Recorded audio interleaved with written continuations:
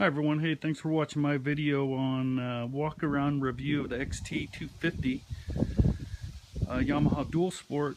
They offer two in the 250 size, the XT250 and the WR250R. I want to talk a little bit about my experience with this bike, why I chose it, and how it's working out for me.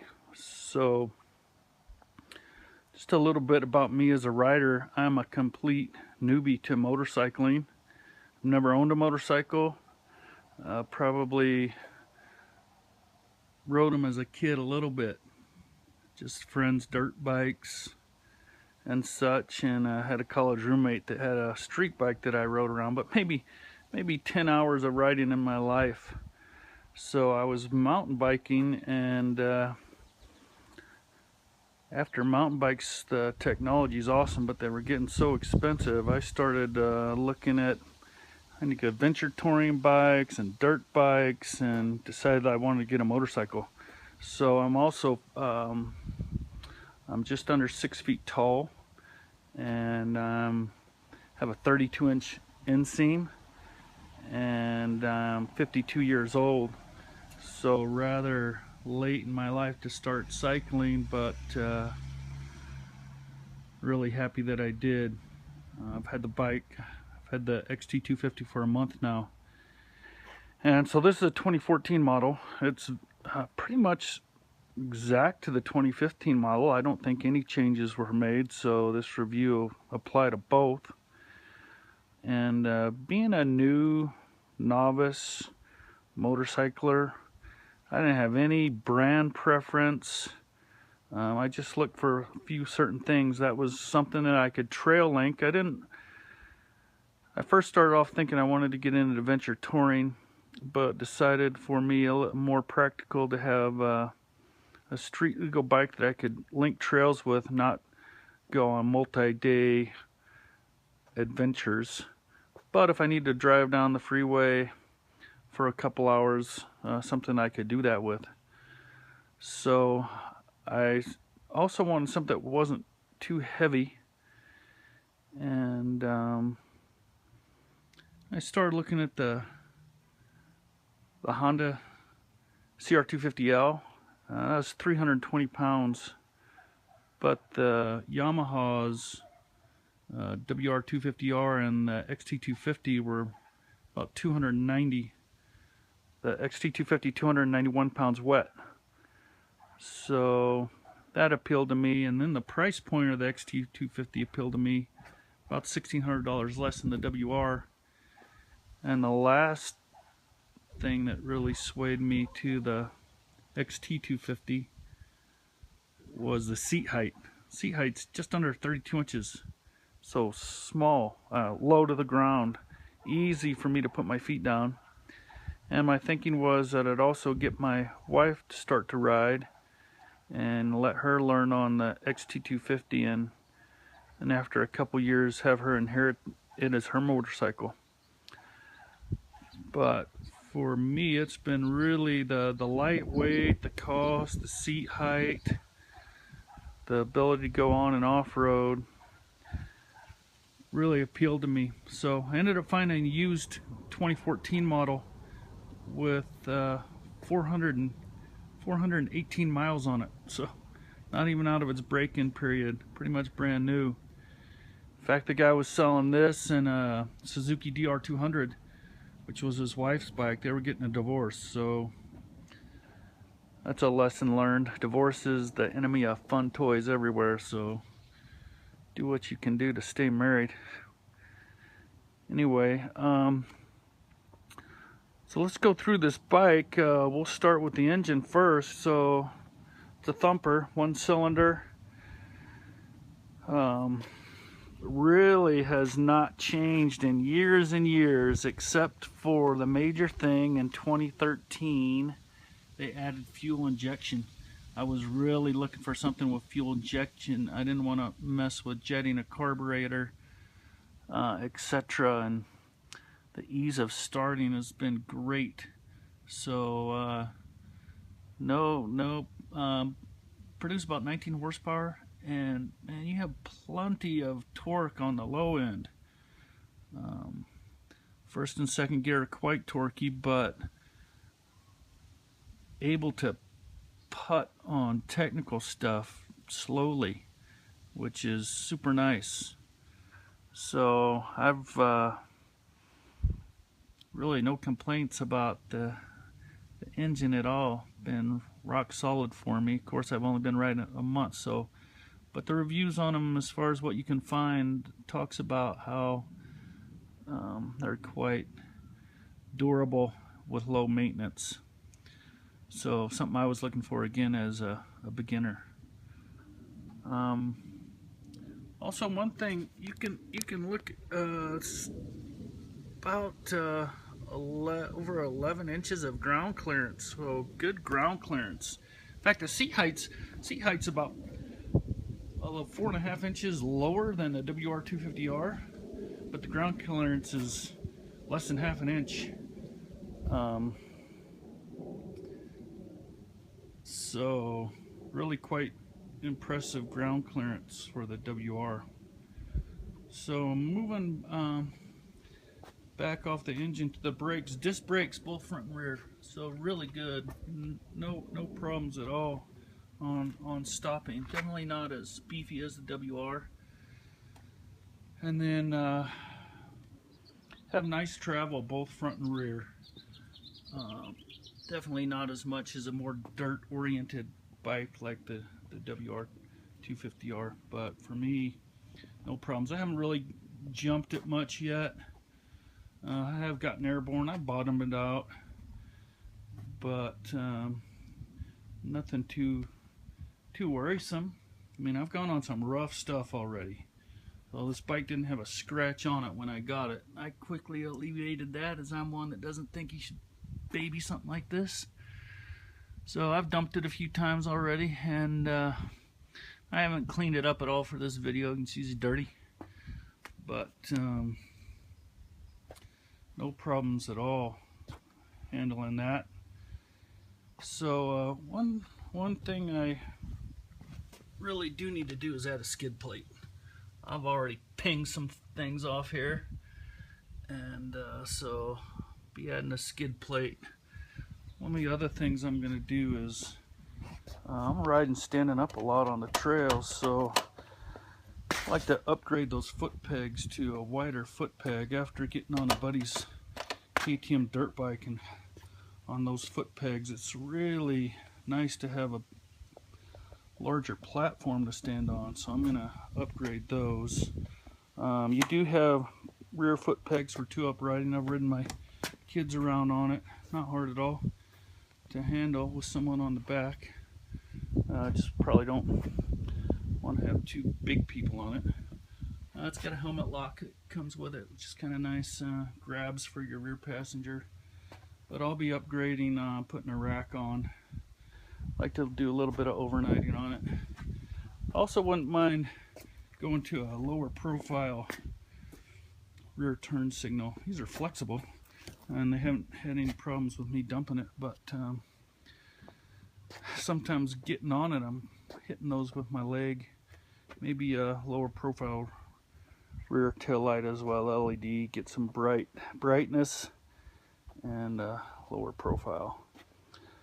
So I'm pretty happy with exhaust. I know a lot of people upgrade the exhaust, but I like it quiet.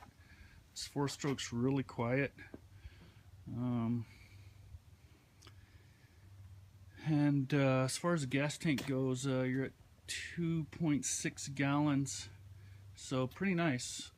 Range-wise, say you get 70 odd miles a gallon, so you're 150, or 180, 190 miles on a tank.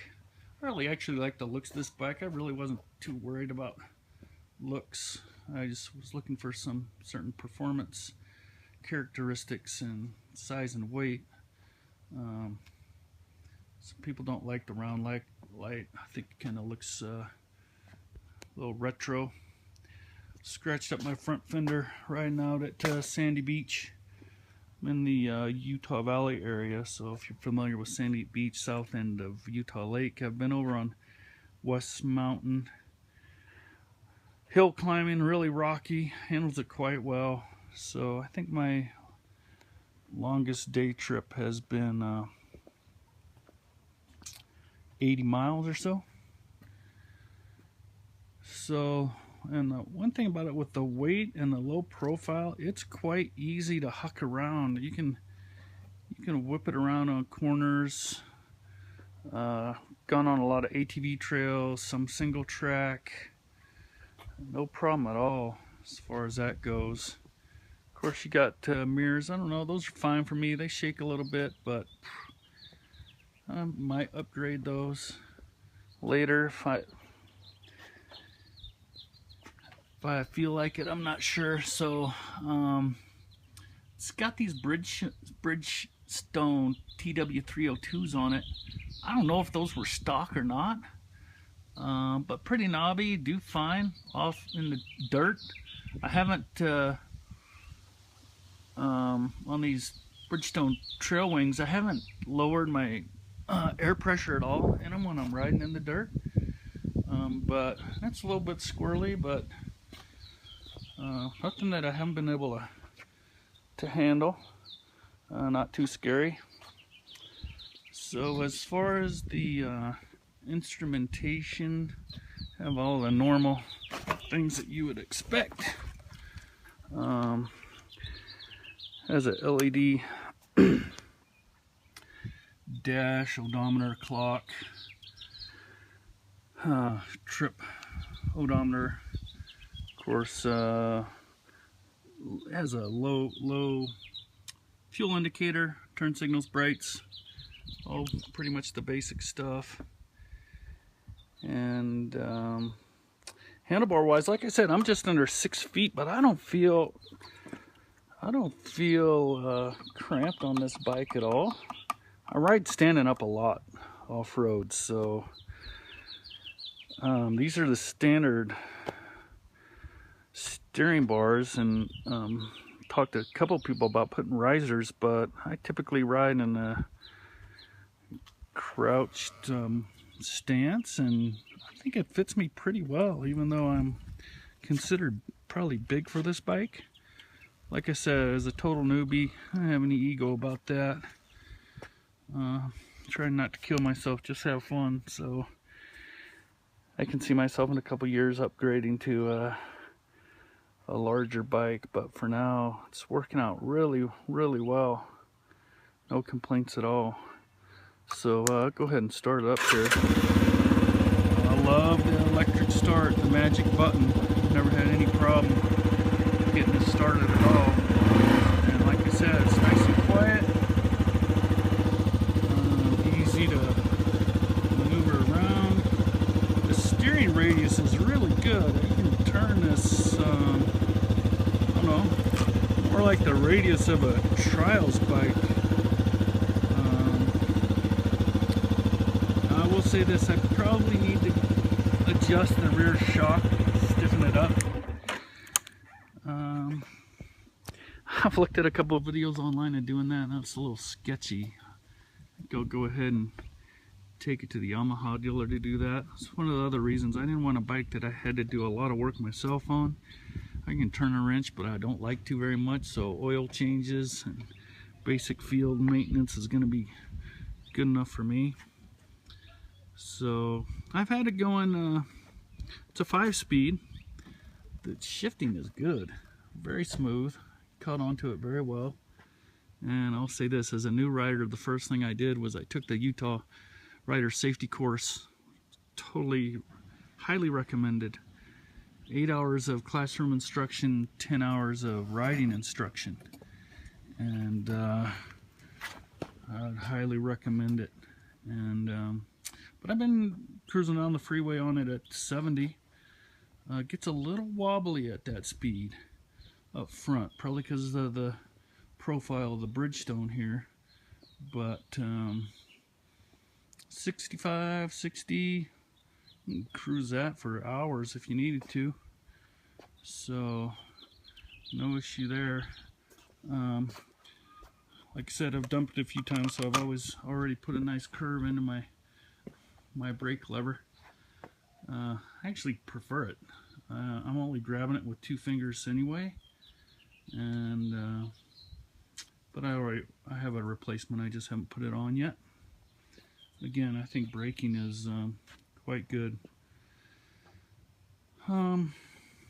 Again, as a complete newbie to dual sporting, looking for something to trail link, something at a good price point, something with a low seat height, I've been really quite happy. I hear there's a toolbox right up in here. I don't have an owner's manual. I haven't downloaded one yet. But I thought it was kind of funny that you need a tool to get to there. But we'll see. If anyone has a recommendation on where to find a 2014 owner's manual, I've found a 2013, which I think I'd probably just download that one and print it out. But if I could find a 2014, that'd be great. So I think I have almost 800 miles on it now, and I've been out of the town a couple weeks, so I've been riding pretty consistently, just around the neighborhood, on the street, dirt behind my house. Again, Sandy Beach down at Utah Lake and West Mountain. Took it down to Snow Canyon for spring break, but didn't really go off-road with it. You can see I've put a nice scratch on my muffler guard there from dumping it over on, probably came from West Mountain. Like I said, I don't pamper stuff. So that is it. If you have any questions, let me know. But again, I think for a bike to start out on, someone like myself, I've been really happy with it. I don't know if I mentioned I got it for $4,000. It's a pretty nice price point for something that's basically brand new. So that's it for now. Thanks for listening, and I'll post more videos as time goes by. Thanks.